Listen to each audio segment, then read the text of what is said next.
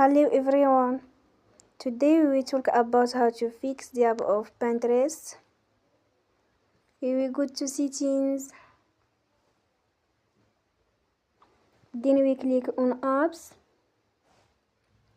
After that we will search the app Pinterest. And we click.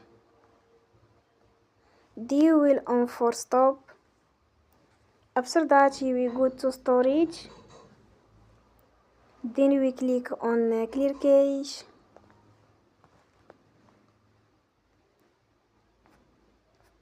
We will go to Play Store and they will update your app. Don't forget to support us by like and subscribe. See you next time and thank you for watching.